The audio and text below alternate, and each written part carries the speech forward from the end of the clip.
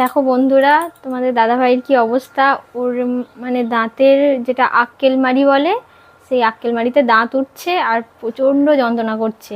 আর দেখো এই ডাক্তারে এত ওষুধ দিয়েছে।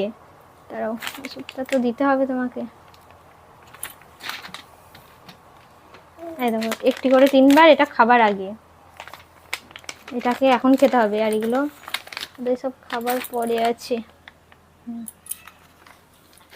দেখো বন্ধুরা, আমরা এই কদিন হয়তো ভিডিও দিতে পারবো না, কারণ ও তো পুরো কথাই বলতে পারছে না।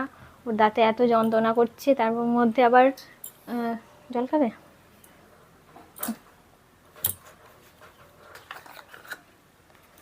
সবাইকার শুনেছি যে আক্কেলমারি হয়, কিন্তু আক্কেলমারিতে দাঁত ওঠে, কিন্তু এর এত যন্ত্রণা মানে বাড়াবাড়ি হয়ে গেছে পুরো।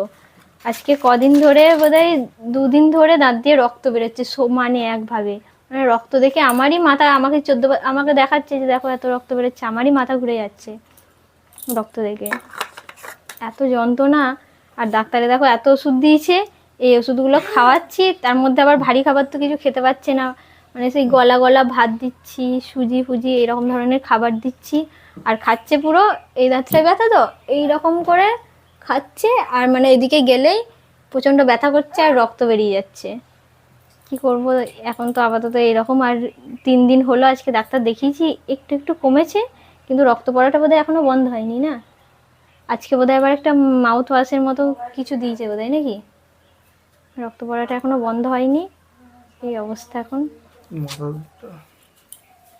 আর এই ওষুধগুলো খাওয়ার পরে মাথাও যন্ত্রণা করছে। মানে এত ওষুধ দিয়েছে, খাবার না খেলে তো ঠিক করে ওষুধগুলো কীভাবে হজমই বা হবে। ওষুধগুলোরও মানে কাজ করছে যখন, তখন আরও পুরো অসুস্থ ফিল করছে পুরো, তাই না? আমার তো প্রচুর ভয় লাগছে, এরকম রক্ত বেরোয় কি না আমার ঠিক জানা নেই।